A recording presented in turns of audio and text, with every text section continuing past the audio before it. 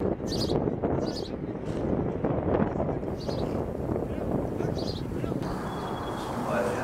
we'll light a big tree there. And that's him. And he's going to break off next.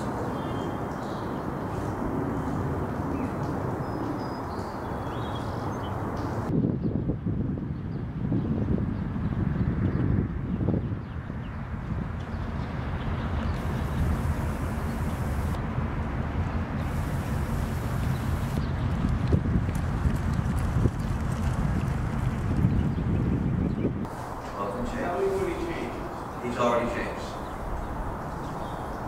Changed right out of the trail.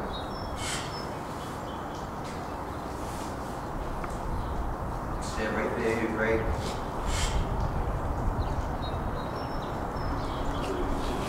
Yeah. Stay right there, you're great.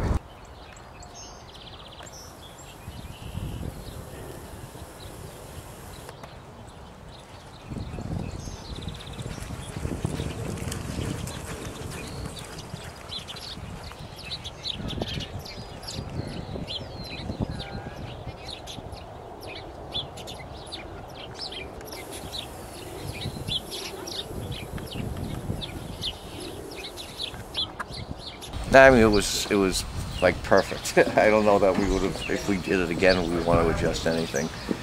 He was in hand, stretched his legs. He's acting like he just went out there for a little jog. Changed leads, pulled up good. It's just, you know, a week away. We'll go off steady mile next Friday, Saturday. We'll look at the weather and go from there. It's pretty cool. Was there any problem with having to stay here? I mean, would you have preferred Aqueduct? Oh yeah, no question. If we had our choices, I even would have shipped over there yesterday and breezed today. It's because it's home. I'd like to be back over there for next week because I'd like to go a mile around 2 turns. I mean, that's the difference, and I really don't want to start messing with the training track here. But if we have to do a mile here, we'll do a mile here. I mean, he's done bunches of them around 2 turns, but that would be my preference. If the quarantine's lifted, we'll head back over there. Lead changes have been a little bit of an issue for him. Are you doing anything differently than training up to this time? Not really. You know, he's still learning. He's still growing. I mean, he sleeps about 20 hours a day, he changed really well in the Gotham. There's no question it's a priority. I don't think he can win the Derby if he doesn't change leads. When he changed leads really late in the wood, he went and got second. So it's a big thing. Jose's aware of it. You know, in the morning he changes it very, very easily. He does like to lay on horses, and I think that's kind of inhibited in the withers. We were already there, kind of head and head with Uncle Si, and rather than interrupt that, you know, we never got the lead change. And sometimes if a rider gets throwing him down, you lose momentum. Instead of being head and head, now you're 3/4 of a length back and have to make it up. So in the Gotham, Jose was very aware of that, and before he kind of engaged the other 2 inside of him, he took them off a little bit wide, you know, gave himself a path room, so to speak, at the head of the lane, and got his lead changed, and then went over and engaged Uncle Si and In Trouble, Tony's horse. And I think he's got to be very, very aware of that, you know, turning for home, that he's got to almost, you like it sweeping change coming out of the lead, almost accelerating, and use that momentum to go and do what he has to do. I don't think you can lay on horses in the Derby. There's too many that can come and get you.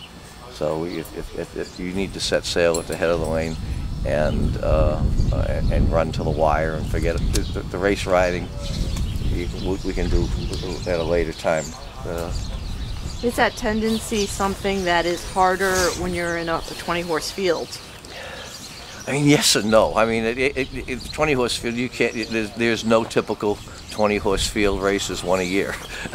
You know, so it's a lot's dependent on the break, a lot's dependent on the run down the backside, where you are at the half-mile pole.